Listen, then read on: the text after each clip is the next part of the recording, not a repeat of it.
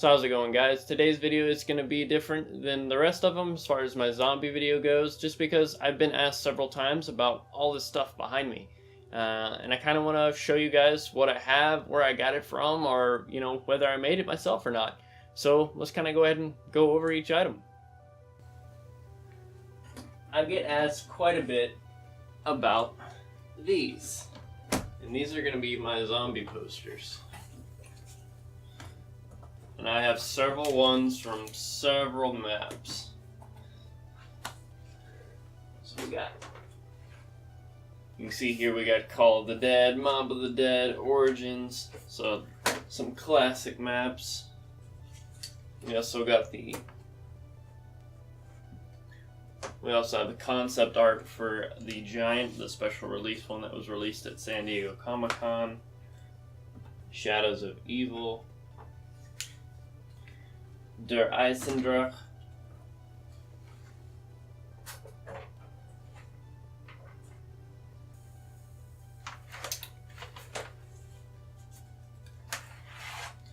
Zetsubo in a massive frame. I still need to get the correct size for that one. Gorod Crovey. And of course, Revelations.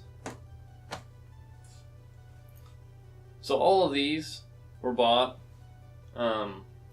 Well, I say bought.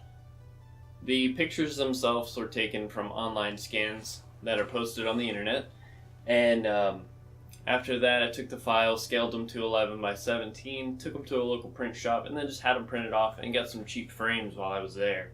I really like how they came out. Originally I had them all around the room with me, but I've kind of changed some stuff up in here, so right now they're just kind of behind me as a backdrop until I finish my major project, and then they'll go back on the wall. So the next piece here is going to be the Mauser blueprint from Origins. I really like this. This is actually one of my favorite pieces. Someone actually was able to take these source files from the game and put those online. I took that again, just printed it out and put them in a frame, and I really like how it looks. It has a really nice aged look to it, and I don't know, it's one of my favorite pieces. Just, I guess from a mechanical standpoint, it's really interesting to see it. So the next piece here, a few people have noticed, not too many though. It's going to be my Juggernog machine. That's going to be a miniature version. I believe it's about 6 to 8 inches tall. And it's made out of foam core poster board and automotive Bondo body filler. I made that about 3 or 4 years ago. Just trying out, making out a few projects from the Zombies universe, and it was a lot of fun. It was one of my first replica or prop builds, and it was a lot of fun to build, and it was a struggle to trying to figure out exactly how I was going to go about making it all. It hasn't aged very well, it's cracking, and the Bondo is not holding up too well, but still definitely one of my favorite projects. I did forget one other store-bought item, and I was really excited to see it. Some of you may notice what it is. The golden Spork from Mob of the Dead. Goes well with the poster, as well as one other item that I have. But it was just hilarious. I've never spent so much money on a utensil, but I believe this was like $15 for this. But yeah, if you guys want this too, I'll make sure to leave it in the description below. I got this off of Amazon. The next item is going to be a liquid divinium vial and stand. Right now I haven't figured out quite what I want to put inside to make it look like liquid divinium, and I still need to do some of the artwork around the edges and the cap. But I was able to find this at, I'm sorry, but I can't remember exactly what store it was. It was a broken item and I fixed it. It cost me about $1.50 for everything. And it was a nice little steal to find just randomly walking around. So this next piece is just going to be some sort of art decor that I made. I actually saw someone's post about like Halloween and burying a pallet and having zombie arms come up from that, and I took that inspiration and then just put it into a frame to keep it really simple. So it's just a frame. This right here is actually just the wood chips that you use for, small animals, hamsters or gerbils. You use that to fill their cage. I grounded it up really, really fine and cut up as much as I can to try to make it look kind of like grass. And then I just took some green acrylic paint and mixed it in there really well to make it look like grass, and added some paint around the edges to look like mud. And then I took some wood that I picked up at Hobby Lobby that's meant for building miniature houses and buildings, and made it look like a pallet was buried underneath the ground, kind of like some sort of support structure. A couple of you have also noticed the MP40 Wall buy behind me. This one was a very easy, quick project. I just took the image from Kino and then traced that onto a piece of wood, used some white acrylic paint and brown acrylic paint in order to get the wood kind of a aged look to it. Scratched it up with a wire brush and some sandpaper, and drilled a couple of holes in it to make it look really, bullet riddled and aged. And added a little bit of blood effects in there as well. So again, very, very cheap, fun project. Hangs on the wall, and it's really simple, really cheap.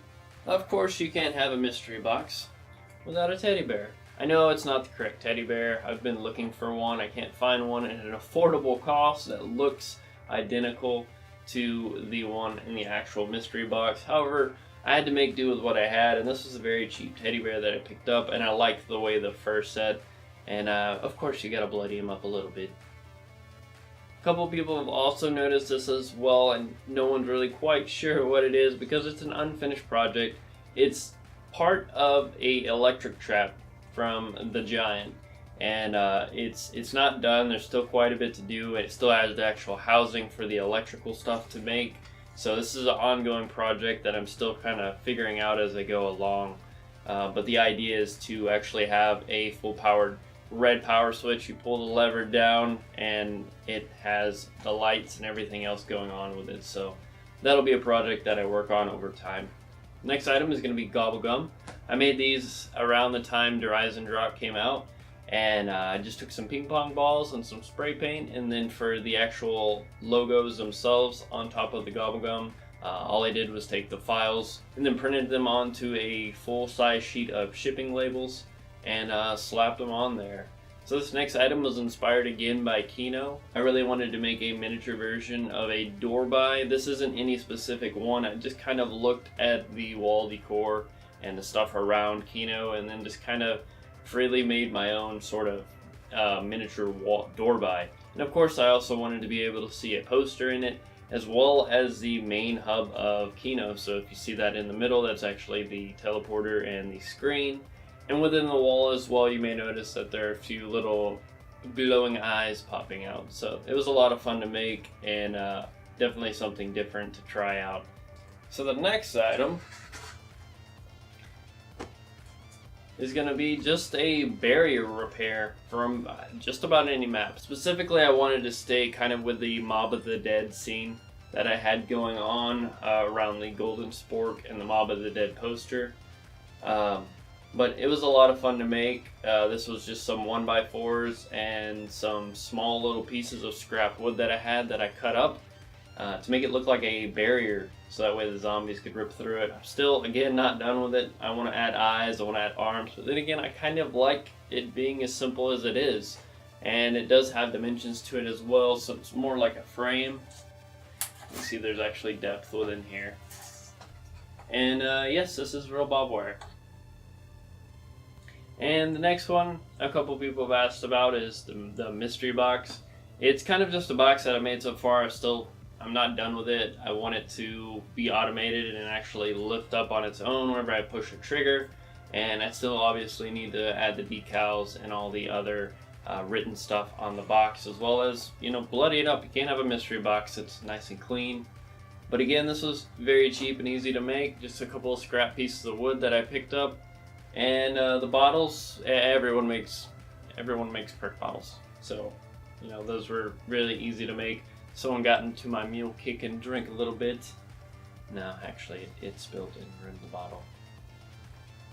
And then, of course, the number one thing that I always get asked about, because he's the highlight of everything and one of my favorite ones, is definitely little Arnie here. The little Arnie was a very simple project to make. You can actually see it, up close, I guess. It's just a mason jar with the top painted brown, a little bit of accents around the edge with these things painted, some red ribbon, painted the actual symbols and the name on the jar itself. And then as far as Arnie, he's just a piece of paper.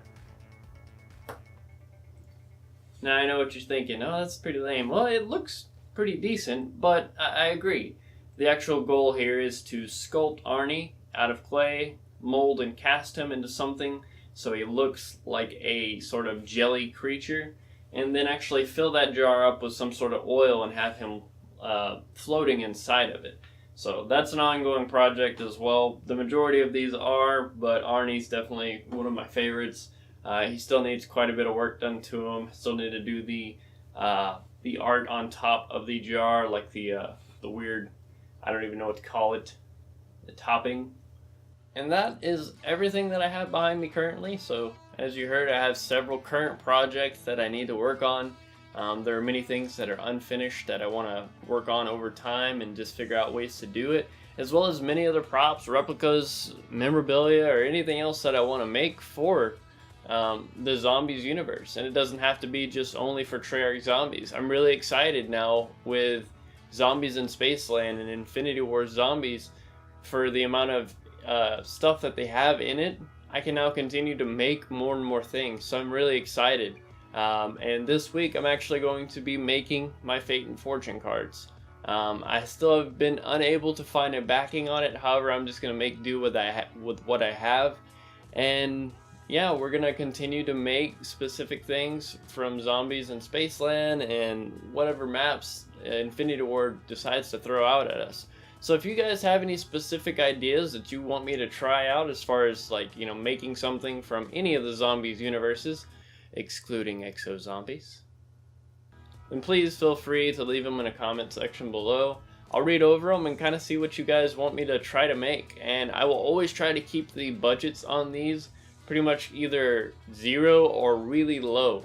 I feel that, you know, I want to make sure that you guys can make this stuff as well, and, you know, have yourself decked out with some cool zombie memorabilia, or show off your perk bottles or your golden spork to your friends. Because who doesn't want to spend $10 on a golden spork? No regrets. So as always, thank you guys so much for watching, and I'll see you all in the next video.